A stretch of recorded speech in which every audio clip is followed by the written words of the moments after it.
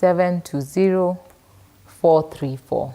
And it's not just in case of abductions, it's in case of anything as well? Yes, so it's our toll-free line. We're taking complaints in terms of those who have been arrested, those who need legal representation within this context of the demonstrations that are there, and those who are reaching out and cannot get access to justice. So we do pro bono services, but for the less fortunate, those who can afford legal services, I will refer you to my larger membership. Indeed. Ask Madam Faith, what do they stand to lose if, as LSK, they participate in bringing to light the situation of our debt and how they were spent? LSK is not honest to Kenyans, but seems to be just against the government of the day, even when they are called in good faith to be part of them. They are politically skewed. I'm Cornelius. Well, Cornelius, I'll tell you, we're not politically skewed. The challenge we were having as the Law Society of Kenya Council is the how and the procedure. Now, I could say we had reviewed our interpretation of the law and the role of the Auditor General in this process, as well as some of the court decisions that had since arisen out of similar circumstances. And hence, that's the position we took. And as I've said previously, as we were discussing at the beginning, I don't think we should lose on this constitutional moment that the government wants to table and be transparent. And that process is the how and the procedure is what we have a challenge with, because we want a process that will have legitimacy and can stand its legs beyond time. We saw what happened to BBI. We saw what happened to Shakahola Task Force. We saw what happened to NADCO. And NADCO, it'll still be challenged. Certain parts of those provisions that have been raised because of the question of what is politically expedient rather than what the people actually are asking for. And so the Law Society is not averse to sitting down and reviewing and raising the important questions of the current debt situation in our country, which I think is quite important. We just want that the process to be above board, that it can stand its legs. There's no point in spending public funds only for the same process to be challenged and stopped. Then it loses the legitimacy. And the people of Kenya end up now losing also that opportunity to get answers to the many questions that they have. The Law Society is ready and willing to work in terms of us guiding in that process and what needs to be done. However, we want a process that is open, transparent, it will ensure proper public participation and conforms within the law, because we want a process that we can hold our head high and say we did our work, we were able to sit, review, we have called members of the public, we've been able to open this process to you, it has been transparent and clear, and at the end of the day will be vindicated when years to come and the justice would have done for the future of our children. And so we don't want to engage in a process that will end up being challenged and stopped, and we lose what we had been working on for so long. And we have seen that in other task forces before. And so this is a good constitutional moment, and that's why I say the president is, yes, he's finally listening and he's opening for transparency and accountability, but we're also saying let the process be above board. Let the how be very clear and that it has proper legitimacy so that it is not challenged. So it's not about anything being politically skewed. We are just raising valid concerns because we know from our interpretation of the law that this would eventually be challenged, as it has already been done before a court of law, and the court has issued conservatory orders stopping the committee from sitting. And talking about another how is, it brings me to the next question, which even aims at Jesse Moas has asked, a good engagement, is it legal for the president to dissolve the state corporations? Well, I would say this, the president, he has made his statement, and the question is, they were formed by acts of parliament, and so they'd have to go back to parliament. And he'll probably have to make recommendations to the House, and the House will look at and reviewing whatever parastatals need collapsing, merging, and the same. We have seen this happening before, and government will have to then engage with Parliament and raise why it wants certain parastatals to be merged, some to totally fold them. And I'll take it two ways. Directly, he's setting already an agenda, because the challenge has been towards the executive, that the executive is failing to make changes to reduce costs, to ensure that the country lives within its means. So definitely changes must be made. And I would say that I would be waiting to see after this statement that he's made, what proposals he'll be giving to Parliament once Parliament is sitting, with regards to changing or merging some of these institutions in line with what he's raising as the 47. Madam, the other issue that we've seen is the treatment of the finance bill. So there was that conversation and discussion on the 21 days ultimatum. We just saw this evening that the National Assembly Speaker Moses Wetangula reports Moses Wetangula has rejected Rarieda MP Otiende Amolo's attempt to repeal the withdrawn Finance Bill 2024, stating that only an act of Parliament can be repealed. With such discussions and such developments coming in, which way should the Finance Bill 2024 have gone? Well, the President gave his recommendations back to Parliament to review. Yes. And upon their next sitting, they will have that opportunity to sit and review that act. Yeah. It raises questions because we've never had such a situation. Normally, the President will give recommendations on certain areas or totally refuse to assent to the bill, and if they cannot raise the 2/3, then the bill cannot go through.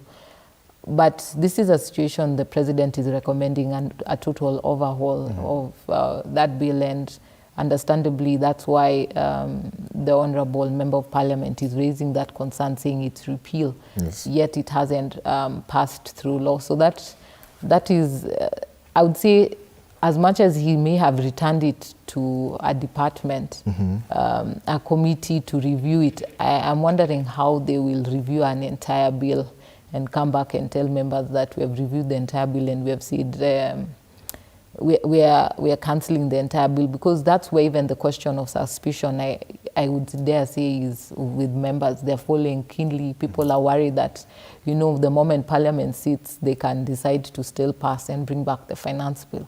I think that's where all the suspicion is still raising, and Kenyans are waiting to see keenly what will be the next game changer, or what cards will they play next. Yeah. And what will be the options? Still going to court? Yes, if it's passed, the options will be to go to court. Yeah. Okay. And for the government that we've seen the courts pronounce themselves and actions still go, or rather are taken contrary to this, are you worried as the LSK president?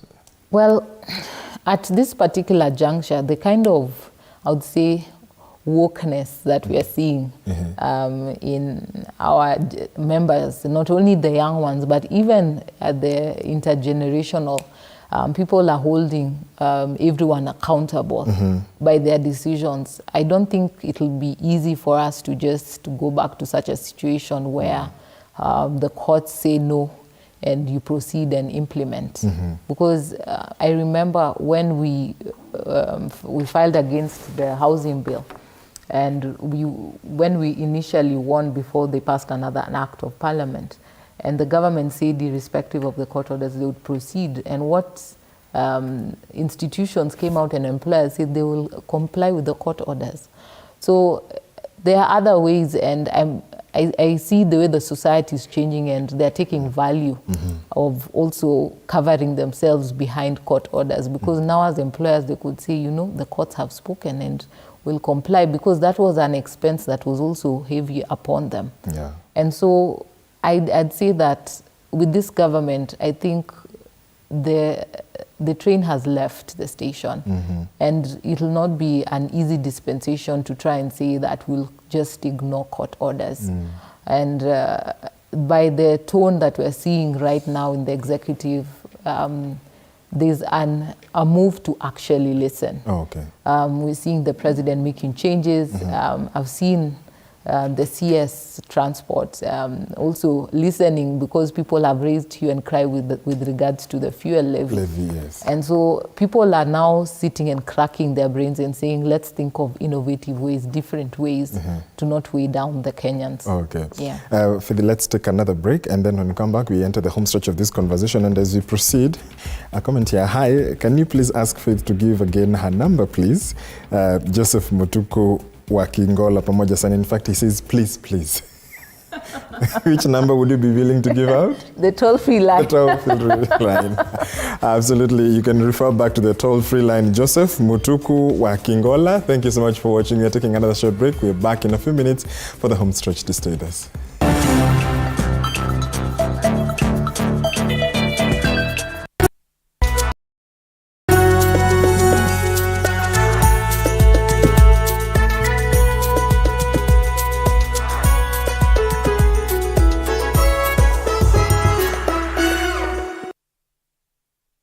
Kila kiongozi ana hadithi yake ya kipekee. Wazazi wangu walikuwa bit strict kwa sababu mamangu mwenyewe, mimi kutoka kuzaliwa sijailala nje. The white small one, huyo ana sniff gunpowder na risasi na bomb.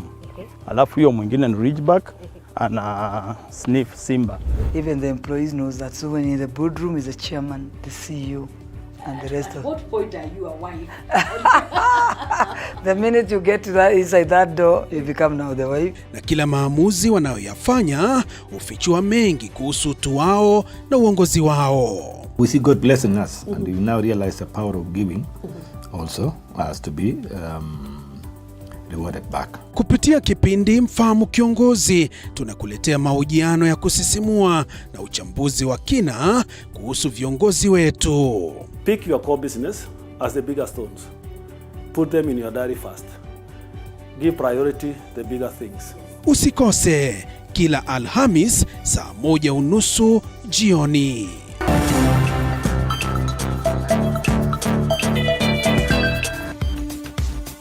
Welcome back. You're watching the Daily Report, still with LSK President Faith Odhiambo. Madam President, there is some question here. Kindly ask Madam President, is she aware that we have Intern Medics sleeping in the cold at Afya House? As in the legal way, how can she help on this? Fatwell. Well, it's a deep one. That's a deep one. I know of the Occupy MOH offices. And, you know, this is the kind of sad situation that we're having in our country, that they're going to these extremes to also raise their voice and their concern. And I hope that the head of state is seeing this and listening to this, the kind of desperation we're seeing in our country. And I would say that we, in solidarity, will stand with the doctors. We've stood with them before, even as they started the initial strike. I joined in solidarity even when their chair was injured. And we need a change and a transformation in our country. And, you know, these are part of the demands that were there, that people don't want to leave their country. They want to proudly work in their country, Kenya, you know, holding your Kenyan flag with pride, that I've studied and I've made it and I'm able to serve in my country with honor. And so when you look at the ratio of Kenyan citizens versus the number of medics that are there, I think it's high time we need to rethink and review. And in the health ministry, there needs to be a total overhaul and a total review in terms of what needs to be done, and we are ready and willing to work together to see how we can ensure there's a change in that trajectory and that process. Because the challenge that we have is we are not looking at, we have more doctors not being able to get jobs, yet we have so many people dying because there is lack of proper health care. At our various districts, at our various homes in our villages, we don't have doctors were able to take care of people, and forgetting that the clinical officers were also on strike. And so we need to have a change of priorities in this country and this nation. And we're ready to work hand in hand and see how we can support also the doctors and the medics in these different professions, that we can actually have them take their place prominently in the society. What's LSK doing about the ambiguous rulings coming from our courts, like the recent military intervention and housing levy? I think you spoke about this, where the court pronounced it unconstitutional, but at the same time allowed the government to continue collecting the funds. Mwangani Eldoret. Well, we are still in court in that matter, so we'll wait for the court's final decision on that issue. This is a concern that we raised before, and we're still fighting to date. Even we're challenging the CS positions as well, though it's been suspended, but it's not been totally removed. So we continue to challenge some of these court decisions, and we raise our concerns with, and we also criticize our courts as well. Because I normally have the purview that courts also should be held to a certain level of measure, that also they should be challenged in some of the decisions they're making. As much as they are neutral arbiters and they make their decisions based on, you know, the law that they have, but as well as we challenge some of these courts with the decisions that they're coming up with, because they have a greater impact to the lives of the people of Kenya. So those kinds of, those matters, we are still live in court, we're still challenging them, and we are waiting what the court will finally decide on those issues. Then we can sit and agree on a way forward. If the court is not with us, we can always appeal to a higher court. Ask Madam Faith if it is fair to only champion for the rights of the arrested during demonstrations, but turning a blind eye to those who have lost millions of money to looters and vandals. Police officers were also injured. Don't they have a right to? Do they know we have a country that laws should be viewed in all sides and not taking an angle? That's Gilbert. Well, Gilbert, what I would say is that, first of all, I don't agree with destruction of property. And we don't agree with meting violence on either side. The reality is, yes, they were also elements that protesters retaliated, but the thing is that should be retaliated against the police, because we saw, I personally saw members of the public being beaten up, and some only had bottles of water with them. So the retaliation of some of them was arising from, you know, use of live bullets, rubber bullets against protesters, and a natural human reaction to the same. With regards to those who have destroyed properties, some have been charged in court, and our position is, by law, if you've been engaged in criminal activities, you should be held accountable for the same, because a peaceful protest does not mean that you go and destroy anyone's property. Doesn't mean that you go and engage in any criminal activities. So for that, Gilbert, I say we are not supporting destruction of property. As Law Society, we are standing to defend the rights of the peaceful protesters that were coming to express themselves in the streets, that were coming to get, you know, to be finally heard as a people of Kenya, exercising their supremacy as the people of Kenya. And so those who have engaged in criminal activities ought to be arrested, ought to be presented in court, and ought to be charged, because we also have situations where goons have infiltrated, goons have taken over some of these activities. So it's not that we're taking a one side. Destruction of property, we have that's why we have the police force to arrest those perpetrators and ensure that they are brought to book. But our concern as well is to ensure that we don't lose lives unnecessarily, and the kind of abuse of human rights that we've seen should not take place. If the president ever sought counsel from you, would you grant him? Of course, why not? Yes, of course, why not? On the other issue is, whereas there have been threats on Kenyans and protesters, have you received personal threats? Has your life been at risk in the dispensation of your duties, especially in the last 3 weeks? I would say that we have had instances, not only on my person, but my council members, as well as one of our members of staff. And so some people ask me if you're just brave or you're just foolish, but I say The younger generation have shown more brevity. They've shown courage that is beyond, and also the words of encouragement and the prayers that we receive on a daily basis, sometimes from strangers, just saying that I'm praying for you, and I know that God will give you wisdom for each new day. Those are the things that keep some of us moving and some of us encouraged, that we know that you know, you can only do your best, and I believe that courage is just fear well prayed for.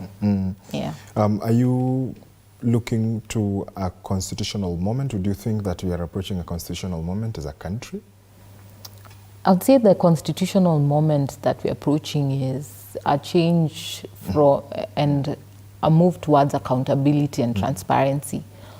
You know, I saw yesterday also the Gen Zs, or now many members of the Kenyan public, have been calling out even the Senate that approved the changes to the conflict of interest bill. Yes. And so, you know, it's not just the question of attacking the executive. They're coming for everyone who is not upholding the constitutional rights, who is not protecting the people of Kenya from the kind of corruption that they've seen. Yes. So, and I would say that even counties, I've seen comments, people saying, let's finish and hold our president accountable. Then now let's move to the counties and start holding our governors accountable. Yes. And so it's a constitutional moment because it's a call for change from corruption. It's a call for change to accountability and transparency. And it's a wake-up call that politicians will not use people blindly anymore. That's what the people of Kenya are saying, that we will follow up on every single project that you say, every single promise. And that even as our governors now are resting, thinking, you know, all sights are on the head of state, they should know that soon the heat will be turned upon them, because if now it's changed even to the senators, they're not letting anyone rest. I saw a list had been prepared, and they were ticking and marking this list and saying, you know, we know you, we are coming for you, because also you're part of the problem. Because so it's not a thing of this political party versus this political party. They're holding everyone accountable, and that's the beauty of this constitutional moment. What we must not lose in momentum, that we must keep our country together as a nation. And most importantly is that we must have structures that we ensure that we implement some of the changes that we want to see as a nation, but ensure that we do it within the confines of the Constitution, because that is what people are crying out for and clamoring, that we want to see our Constitution living and breathing. And so to see that as well, they must also live and breathe within the ambit of the Constitution.